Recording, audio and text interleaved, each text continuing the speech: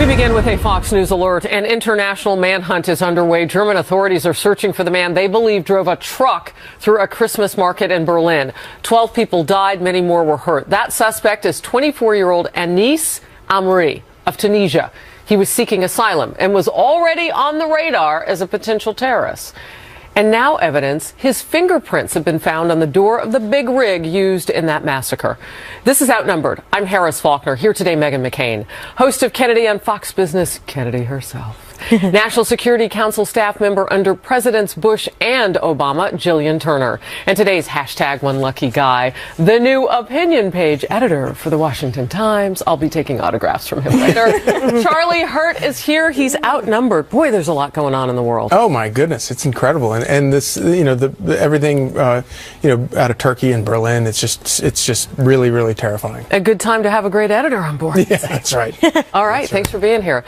Now the news. The Christmas market in Berlin, where 2 Americans were among those injured in Monday's attack, is reopening today under tight security. And more chilling details emerging about the refugee from Tunisia who is now Europe's most wanted man. Reports he had raised red flags about his ties to known radical Islamic terrorists, and at one point was scheduled to be deported, but a mistake with paperwork kept him in Germany. His brothers are speaking out, urging the suspect to give himself up. Watch. I'm shocked like every Tunisian citizen who heard about it. When the police came to the house to take my mom, then we knew it was my brother Anis. If he is watching me now, I just want to blame him for what he has done.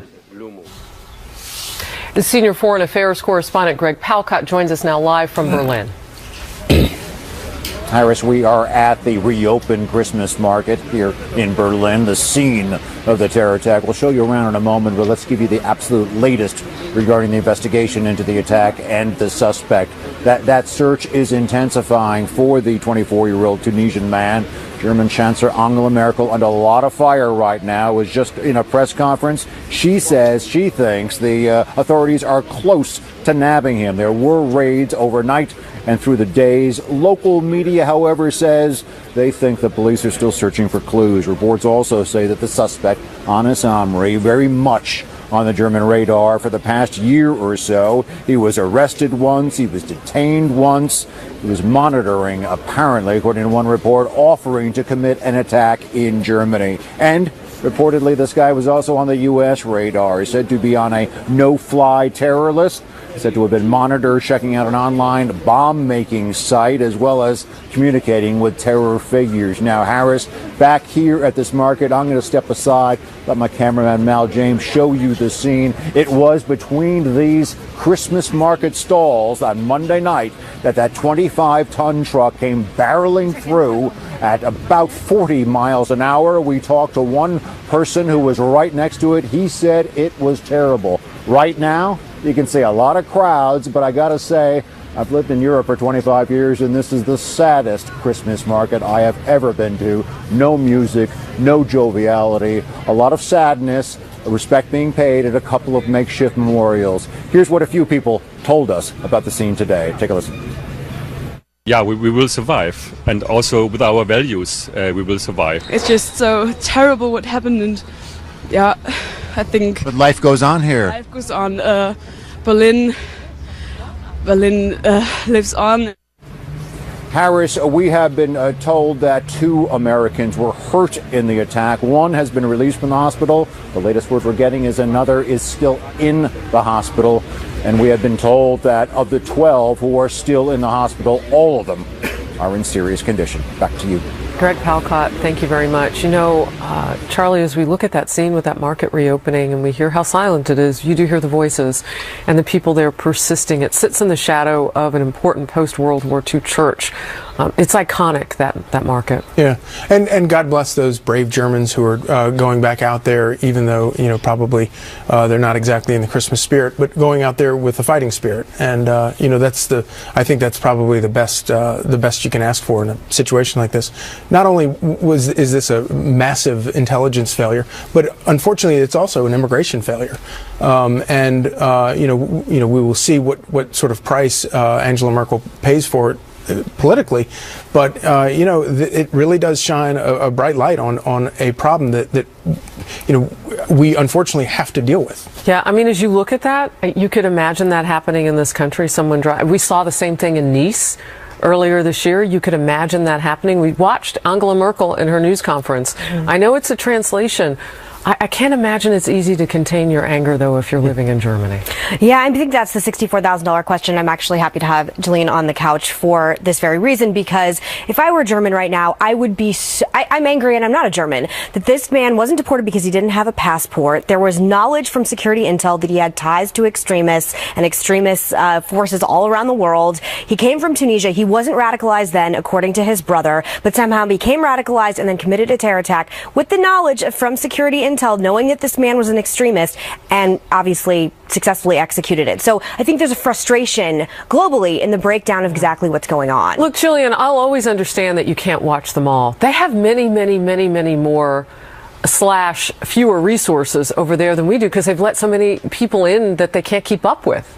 Well, and in this instance, what's so horrifying is that he was being watched. He was under surveillance for a long period of time. I think that, to go to Charlie's point, I think more than an intelligence failure, you can actually argue it wasn't an intelligence failure at all. We had the information right there in front of us. The United States put out a warning just last month around Thanksgiving, talking about Christmas markets in Europe and warning Americans to stay vigilant. So the intelligence was there. This was a failure. This was like a sort of administrative paperwork failure that falls more to law enforcement. Why was this guy not deported? The answer we now know is because he didn't have a passport, so the Pakistanis didn't want to take him back. So when you deport someone, you have to send them somewhere. Where do you send them? You can't choose a country at random. Because they don't have a Guantanamo Bay. Exactly. So you can't, the Pakistanis are not going to... So are we going to look like that if Gitmo closes? That's a very real possibility. Fortunately, I think, though, when here in the United States, we haven't made some of the grave mistakes that Germany has made, such as taking in millions of people in the last year without vetting them. We've got very good vetting procedures in place here, and President Obama and this administration has been talking about something like 10,000 Syrian refugees coming in over the next year. They want to bump it. I don't think the Trump administration will. But anyway, it's nowhere near. It's not comparable to the number that have flooded into Germany. So, Kennedy, I hear what Jillian's saying, but when you ask people, they actually don't feel good about the vetting process at all. No, they shouldn't. And I think there's a sort of an implicit distrust with the government. And these programs tend to be so bureaucratic and bloated, which is the case with most government systems, that they do tend to fail. But here, as we saw in the United States, and I know I brought this point up several times, it's not an intelligence failure. You have the guy, but the question is, and what I want to know is, how many other people are there exactly like this? How many people are there who are on the radar, who maybe haven't committed crimes that are actionable, but this guy was a dirtbag. I mean, his dad said that he was a drug addict and a drug dealer, and, and he had been arrested for assault. He had supposedly burned down a school in the past. He made his way to Germany through Italy. And the whole thing is so questionable because even Tunisia, when the government was contacted, they tried to disavow him and say that he wasn't even Tunisian. So obviously, if you're not having partnerships in the Middle East that cooperate with these governments, you're never going to solve these kinds of problems. And, I have to say, I'm actually glad in this country that we do have Second Amendment rights, which they do not in Western Europe. They're silly with guns, but good people can't get them. You can't track every single person. You can't always defend or expect law enforcement to defend you from them. Real quickly, Newport Richey, Florida today, the authorities there have picked up a guy. His mother called. She said he was making threats. And the sheriff there had said we may have stumbled upon a potential terrorist situation. They don't know. They're putting the story together. But you ask how many of these people are in this country. This is a story that's breaking right now in Florida, coming together. We'll report the facts as we learn them, but lots of questions. President-elect Donald Trump is speaking publicly for the very first time about the Berlin attack, suggesting he might go forward with his campaign pledge to temporarily ban some Muslims from entering the United States. A reporter asked him if the Christmas market massacre is making him reevaluate that proposal, along with the plan to create a registry. You know my plans all along, and I've been proven to be right, 100% correct. What's happening is disgraceful. It's an attack on humanity, and it's got to be stopped. All right, we come out and we talk about this idea. We saw President-elect Donald Trump tweet about this, but this is the first time, as I said, we've heard from him publicly. What are your thoughts? Well, whether or not this proves, whether or not he's 100% correct about this, and this proves that he's been correct all along or not, I think that most Americans believe that this does prove that he is correct. And this may, obviously this raises all sorts of questions for a lot of people. But, as absurd as this notion is that the reason that this guy in Berlin couldn't be deported is because he didn't have a passport. Mm-hmm. Those policies are the same policies we have in this country, where right. if you can get across the border and into the country and walk up to a border agent and say, give me an appointment with a deportation judge, that's all you need, and you get to stay. And so it is a real problem. Not only there, it is a real problem here, and I think there is political support for doing something. One of the things on Outnumbered we'd watched over the last year or so is Meghan McCain's needle move on where she was with Donald Trump on certain issues. This was an issue, though, that you felt strongly that he hit the nail on the head. Why? But because I think there's a frustration with so many Americans when there's a terror attack, and you see in the record that they were being flagged, that they had been, that family members had reported these people before, that they've been flying back and forth to the Middle East, which seems like with absolutely no ramifications whatsoever. And I am for stricter vetting. I think Europe is a warning, and a lot of Americans heard this loud and clear. Jason Miller said this might upset those with their heads stuck in the politically correct sand, but nothing is more important than keeping our people safe. Who wouldn't second and echo those sentiments as well? And it may not be politically correct, and I understand that, but I think American safety has to, no pun intended, trump everything else. Vetting, I think extra increased vetting is not in and of itself not politically correct. I think it's about how you present this to the American people. So I think that there was a great uproar when President-elect Trump talked about a Muslim ban. But if you break it down and it becomes evident that what that really means is more careful vetting, I think a lot of Americans. Well, and you heard me say some, because he has really pinpointed what he meant, and I think we want those criminals who are here illegally to leave, and those who have become criminals since they've been here beyond being here illegally and done all sorts of things. I don't think anybody would argue with that. I'm just curious, what does strict, extra, deeper vetting look like? And can we as Americans agree to that? I think it gives us a false sense of security, frankly. I really do. And when you talk about banning all Muslims, well, when you ask someone when they come into the country, are you Muslim? Like, what if they're wearing a cross and they say no? Like, what test are you supposed to logically give people? It does give you a false sense of security. You may be keeping some people out, and, 95% of them are good people. We've all had friends who have been targeted for the way they look or their last name. Megan and I have a really good friend who's a journalist who's worked in Syria and Iraq, and he cannot get into this country. He cannot get a visa, and he's a good, hard-working person. But because of, where he's worked in the past and what your last name is, and it's really frustrating when you know those people personally. The people in this country are the ones who seem to be more problematic. All right. Out of everybody on this couch, I don't know, maybe I'm wrong, but I think I'm probably the only one who's been racially profiled. And recently, they were looking for somebody. I'm not offended if this is a legitimate search, because, seriously, I live here, I'm an American before I'm anything else. So I hear what you're saying, but I do think we need to come up with some parameters. I just don't know what people will be comfortable with. I'm okay with it as long as it, has some structure to it. When I've been stopped and they're looking for a woman driving my kind of car, and I did kind of look like her, that's structure.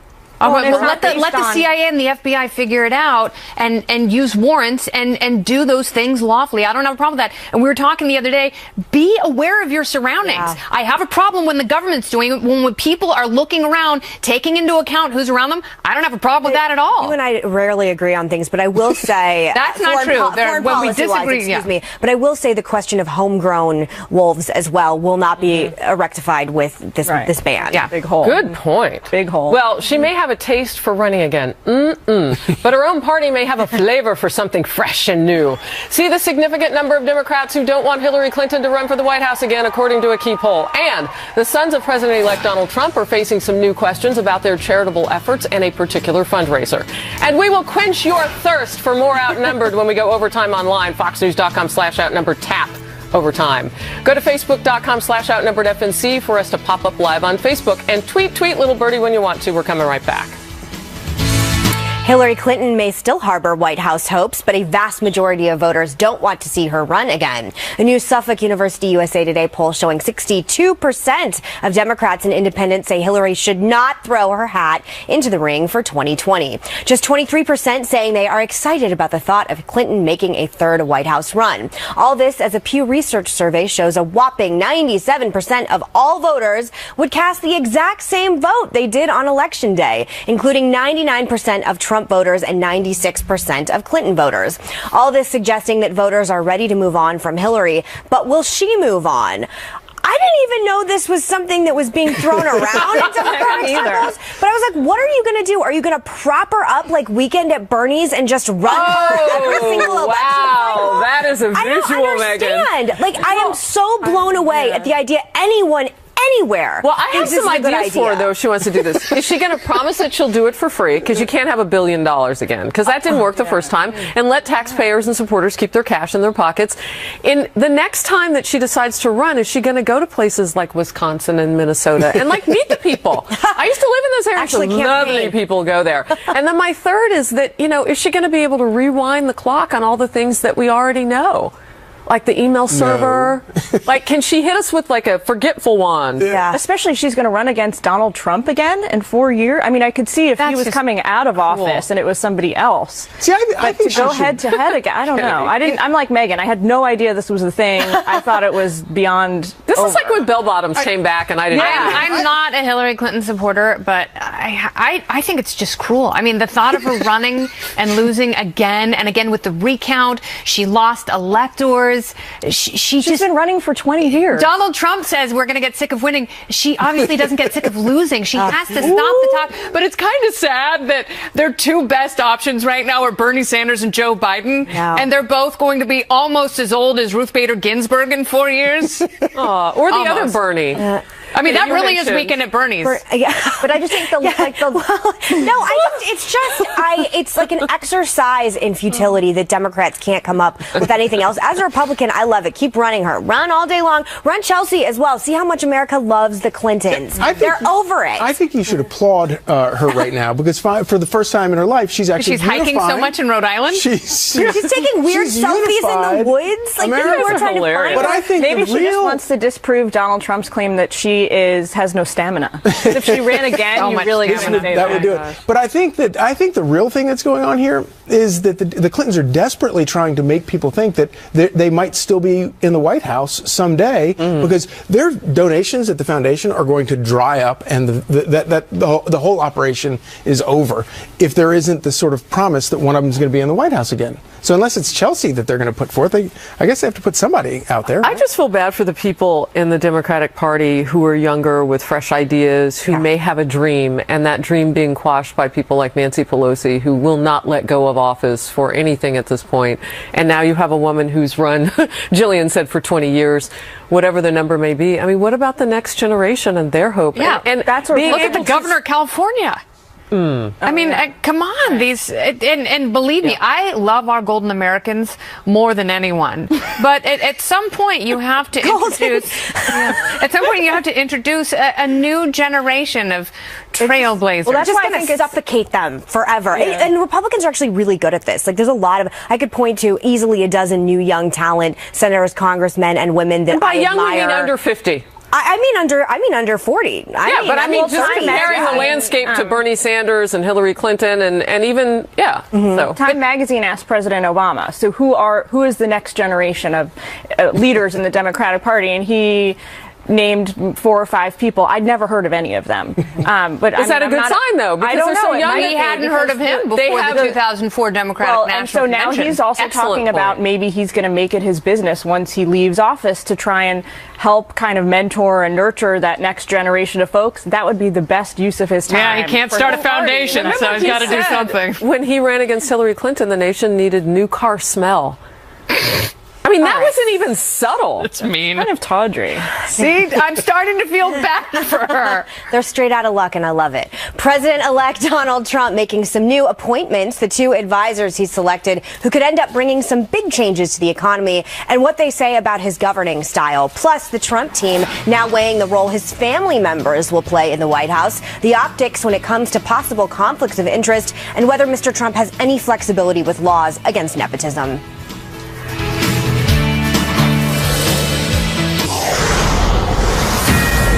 Fox News alert now on President-elect Donald Trump's new appointments. This morning, he named former campaign manager Kellyanne Conway as his choice to serve as counselor to the president.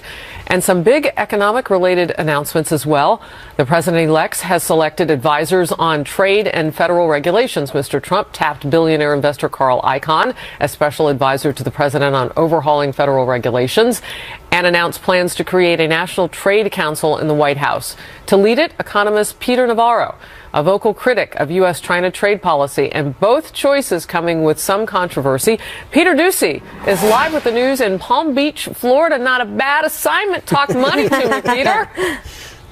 It's not too bad here, Harris, but as you just mentioned, a major part of the Trump platform during the primaries and the campaign was trade, particularly renegotiating NAFTA and withdrawing the U.S. from the Trans-Pacific Partnership. And now we know who at least one of the major players in renegotiating these trade deals is going to be. It's Dr. Peter Navarro, a famous critic of China, who is also a UC Irvine professor with a Harvard PhD. He's going to be the new White House National Trade Council head, and he's going to advise the next president during trade negotiations while also helping him assess what's possible here manufacturing-wise. How did Mr. Trump find out about Dr. Navarro, you may ask? Well, the president-elect says this, quote, "I read one of Peter's books on America's trade problems years ago and was impressed by the clarity of his arguments and thoroughness of his research." Mr. Trump has also now announced who's going to help him cut red tape. It's the billionaire investor Carl Icahn, who gets the title of Special Advisor to the President on Regulatory Reform,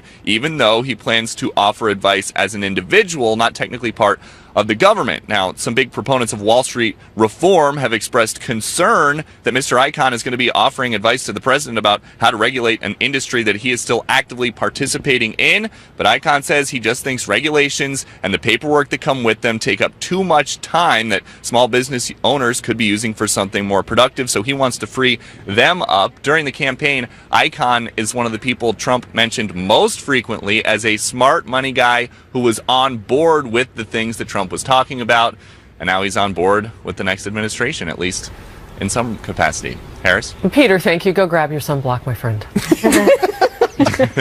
See ya. All right. So Carl Icahn has just wrapped up a CNBC interview, and from that we're learning some that nuggets. Poor thing. And you and I were reading through some of the verbatim of what was coming. What popped to you? His talk about EPA regulations, specifically having to do with oil refineries, being absurd. I share his contempt for many of the EPA regulations, particularly the ones that the president has put on the books by executive action. And I think it's fantastic that he has specific partners in mind to roll back a lot of these regulations. The fact that Carl Icahn is specifically targeting the one that benefits him directly as the first one he wants to tackle, that's a little bit disconcerting to people who are dubious of crony capitalism, because Carl Icahn, the billionaire, of course, owns an oil refinery. People talk a lot about Donald Trump and his children divesting from their businesses. They're all going to be really busy, particularly the president-elect. Carl Icahn, he's just got this sort of swinging title. He's going to have plenty of free time to roll back those regs and make a bunch of money on oil. But it's okay because he's not going to get a salary, so he can. It's totally fine. I'll take his salary. Swinging title. By the way, he was asked about that in this interview, and Carl Icahn says he does not have specific duties, but will talk to Mr. Trump as he has before.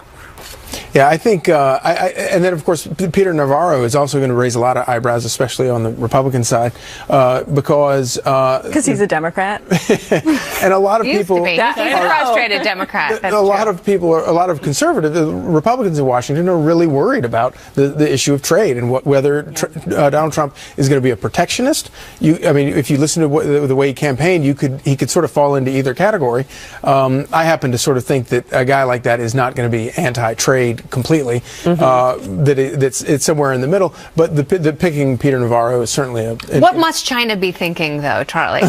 China is sitting here trying to, and we've talked about the madman doctrine and whether or not Trump is trying to seem like an unpredictable, crazy person. And with a pick like Peter Navarro, who has been so vocal, is such a vocal opponent to the Chinese model of trade, that they must be going, what are the next 4 years going to be like for us? I think that being perceived as a madman is crucial to the art of the deal. And I think, and Donald Trump obviously operates like that. So and the Chinese have to understand you that. said, though, it hit me, resonated with me, actually.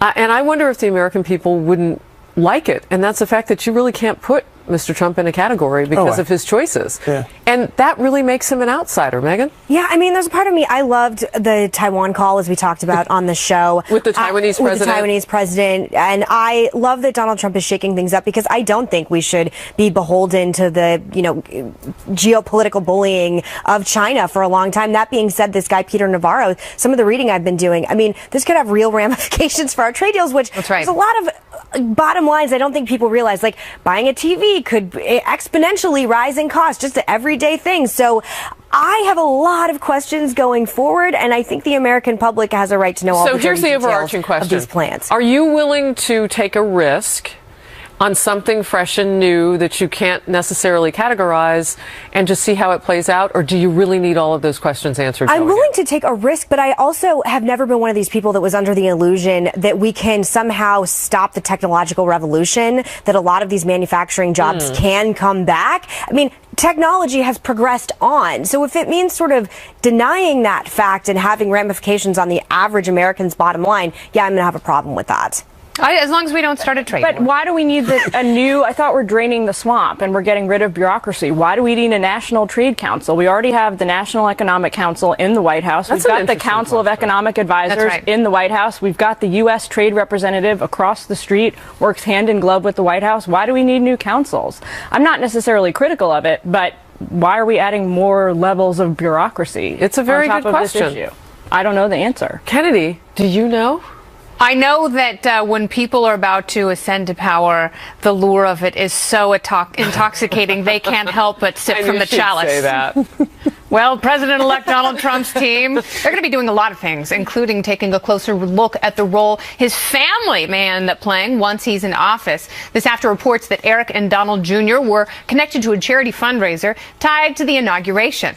Team Trump quickly putting out a statement distancing the sons from it. Now, meantime, his team is suggesting anti-nepotism laws include some flexibility. Here's senior advisor and incoming counselor to the new president, Kellyanne Conway. The anti-nepotism law apparently has an exception if you want to work in the West Wing, because the president is able to appoint his own staff. So, of course, this came about to stop maybe family members serving on the cabinet. Right. But the president does have discretion to choose a staff of his liking. And so if that actually is true and that legal advice holds, then that will open up a realm of possibilities. All right, former House Speaker Newt Gingrich also commenting in a radio interview. In the case of the president, he has a broad ability to organize the White House the way he wants to. We have never seen this kind of wealth in the White House. And so traditional rules don't work. And then we're going to have to think up, a whole new approach. All right, we'll see how those nepotism laws apply and how they sit with the country. Charlie, nepotism law, of course, signed in 1967 because LBJ hated Bobby Kennedy so much. He wanted revenge for JFK appointing his brother as Attorney General. Yeah. Well, we all knew that there were going to be all these entanglements with Donald Trump, and voters knew it when they voted for him. And I expect we'll be talking about this and trying to figure all this stuff out for months going forward. I don't think it really amounts to much at the moment. What will amount to a lot is if they make mistakes going forward and those entanglements actually wind up turning into actual problems, the likes of which we saw with the running against the Clinton Foundation. If things like that start, concrete things like that start happening, I think it winds up being a terrible, terrible thing for. Do you think that you should have been able to run as your dad's VP candidate? No. You were too young, No. granted. Way too young. Well, I'm going to tell you two quick things. Number one, dirty little secret is family are always unofficial advisors in one way or another, no matter who you are.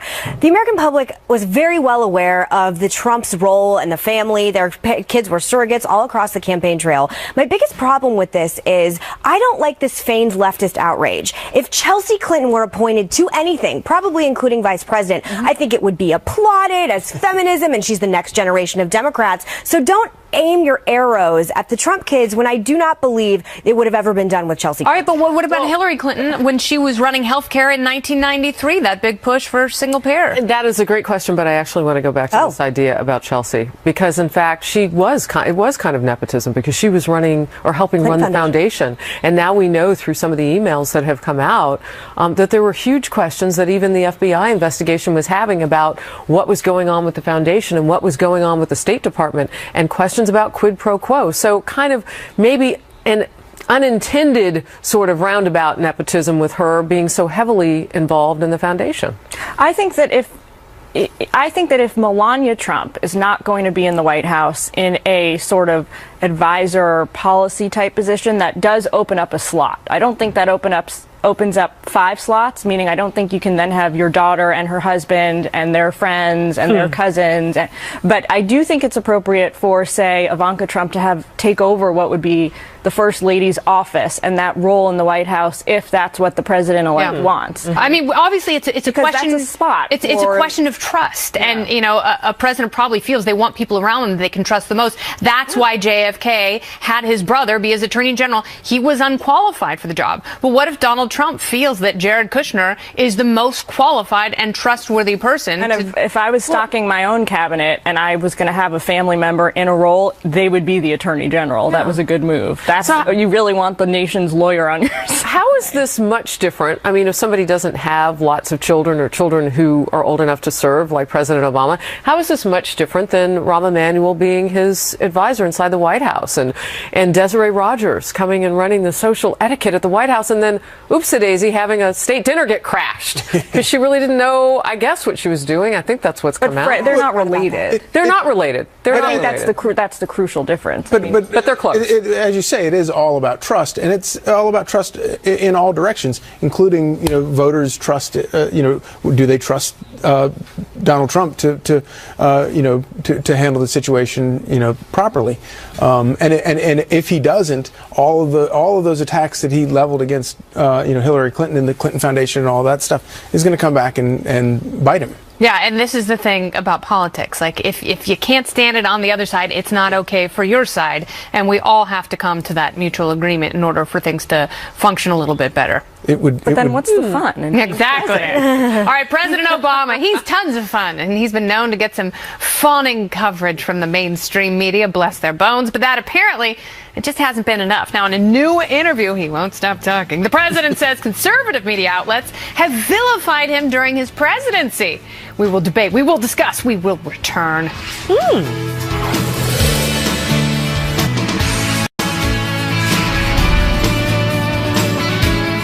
Welcome back to Outnumbered. President Obama now blaming what he calls conservative media for creating what he says is a false picture of him and blaming its negative coverage for the drop in his poll numbers. The president telling The Atlantic, quote, "In 2008, I was never subjected to the kind of concentrated vilification of Fox News, Rush Limbaugh, the whole conservative media ecosystem. If people are angry that somehow the government is failing, then they are going to look to the guy who represents government." And that applies, by the way, even to some of the folks who are now Trump supporters. They're responding to a fictional character named Barack Obama, who they see on Fox News or who they hear about through Rush Limbaugh. Charlie, I've said this before. I'll say it again. You're the brand new editor of the opinion section of the Washington Times, which some would say is editorially conservative. I feel like this president has an unnatural obsession, almost a fetish with Fox News. Yeah, and I don't think he watches it, because whatever he's watching is not what I watch, and I doubt he listens to Rush Limbaugh either. But the guy is so spoiled, and he's spoiled because he has always had this incredibly fawning coverage throughout his career career, even before when he was president. And then not only that, but he's going out of office with the highest numbers of any president. Yeah, what is he talking about? These poll numbers are quite robust. Yeah. I mean, his poll numbers compared to the two major party candidates this election season, there was like a 13-point differential at one moment. And I loved reading the interview with Jan Wenner and him in Rolling Stone, where Jan Wenner was so upset that Hillary Clinton had lost and said when he went to the White House, it was like going to a wake. Come on. His wife is on the cover of Vogue right now. I mean, they have gotten nothing but a big wet kiss from everyone in media, except I guess this network and Rush Limbaugh. But I'm sorry if I have outrage at the idea that you have funded terrorism with the Iran deal, that my grandchildren are probably going to end up having serious economic ramifications because of Obamacare. He has earned a lot of the criticism, and the idea that we're all just supposed to be like hacks like Chris Matthews talking about tingles running up our legs all day long. I find it really insulting, and I agree with you. I think he's a spoiled president who is used to just nothing but fawning coverage. And I'm sorry, but when he leaves office, it is going to be a sad, cold, hard look at reality, because of a lot of Americans, to put it nicely, are extremely displeased with how he has been as president. Yeah, he's going to leave the bubble with far fewer tingles than when he arrived. Remember that? Yeah, remember that? I look at some of this, just kind of away from my face being pressed up against the glass so much. This is a man who knows that parts of his legacy are either never going to come to fruition, like closing Guantanamo Bay, unless he can get it done in the next few days. And then where are you going to put all those people that other countries won't take, which reportedly are the worst of the worst? This is a man whose name, it was Affordable Care Act, but even he calls it Obamacare. His name is on something that is going to be either repealed, replaced, massaged, whatever they're going to do. And then you've got the Iran deal. We still don't know what are in the side deals, and some of that becoming public and maybe tarnishing him even further. I think he's looking at this and saying, yes, I have huge approval ratings right now, but that other shoe that's about to drop is a Louboutin, and it weighs 15 pounds. Yeah, but Bo Bergdahl, I mean, you could draw the Linnaean classification system for the number of terrorists who are being directly influenced by the prisoners who were swapped for that. How about the largest refugee crisis since World War II? I mean, I could go on for the rest of this show talking about all his failures. We could do a whole show about foreign policy failures and weaknesses that nobody believes that has been the strength of the Obama administration. Because he never listened to your advice, Julian. But I also think that maybe I take a more expansive view here than some, but I actually feel like it is the media. Okay, I'm a part of that, fine, because I hate when I watch TV and all these people are like, the media does this, and you're like, you are the media. So some in the media. Some in the media. It's the media's job to take on an approach of criticism and to critique the government. I feel like that is quite literally why the media exists. So the idea that there is not going to be criticism, almost criticism for criticism's sake, is a little bit of a fallacy. I think it's a really integral part of our democracy. And so complaining about it I think is just a useless, futile thing to do. Yeah, he's almost done too.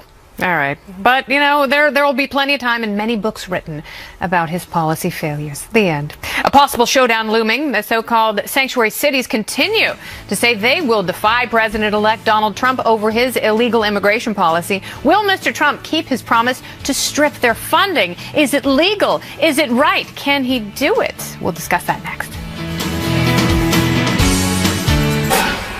4 weeks from tomorrow, Donald Trump will be inaugurated as the 45th president of the United States. And a possible showdown is looming large. So-called sanctuary cities are pushing back against Mr. Trump's illegal immigration policy, saying they will not cooperate with the feds when it comes to deporting some illegals. The latest big city stepping up those efforts is Los Angeles. Los Angeles Democratic Mayor Eric Garcetti announcing that the city will set aside $10 million to fund legal assistance for illegals. Half of that tab is being picked up by taxpayers.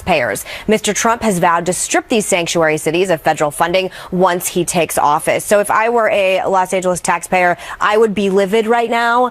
I don't understand what the left hasn't learned. Your side lost. People want there to be ramifications for people breaking the law and entering this country illegally. And it's crazy because if they want to spend their money on that, have at it. Just as long as you don't spend any of my money on it, it doesn't really bother me.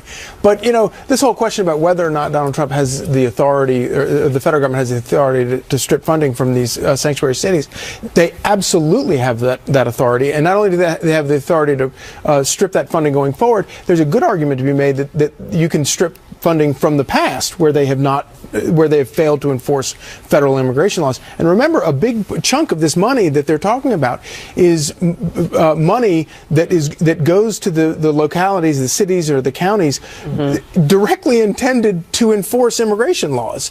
And so for them to then take that money, saying that we're going to use this to enforce immigration laws, and then fail to do it and refuse to do it and announce that they're going to refuse to do it, it's a little much. And I think that a lot of places are little much or law breaking. It's law breaking, absolutely. Yeah, I mean, a little much is like I had too much lunch. I mean, law breaking is a whole other thing. I'm not necessarily like defending that practice, but I don't know that it is illegal, because I think the entire premise, like LA, when they're proposing this new $10 million fund, I think their argument is we're trying to enforce immigration laws, but part of the immigration laws is people who are facing deportation and helping those people, financially. So, Jillian, why not do it this way? Since half the money is coming from private donors for this, and half the money is coming from taxpayers, if they want to do what you say, then make it all come from private donors. Don't have any of it come from taxpayers. Then they can do whatever the heck they want. Absolutely. My point being, though, like when you're facing a deportation inquiry,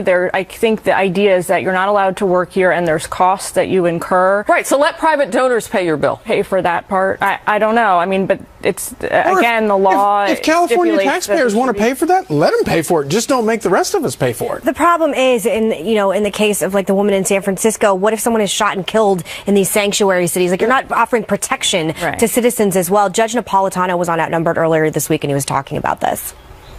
The president cannot force localities to do the job of the feds. The feds have to do it on their own. That's not me. That's the Supreme Court. But he's threatening to withhold federal funding. Okay, if he can only do that if the federal funding comes with strings attached, meaning he can't withhold federal funding that's already been budgeted. But in the first Donald Trump budget, he could say to Rahm Emanuel, you want your $1 billion? You want another $500 million for your schools? Here are the strings attached. Kennedy, you were a Los Angeles resident for a long time. What do you make of that? No, I agree that with what Harris said. I think that if there is so much interest in the private sector and on behalf of these humanitarian organizations to help people fight deportation, then they should. You've got a 20% chance of staying in the country if you fight without a lawyer and you go before an immigration judge. So that's why they're raising the money. And also, I don't have a problem being squeamish cutting federal funding for most things, let alone sanctuary cities. I think we need to be bold about many of the ways we withhold this. Spoken like a strong libertarian. More Outnumbered in just a moment.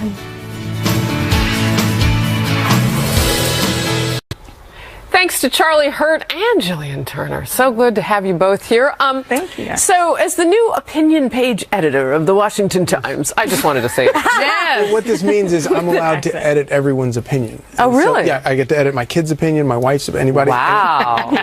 That's a lot of power. Hurt's so good. Do they listen to you at home? Oh, yeah. Totally. Sarcasm. I love it. All right, we'll see you online. Happening now.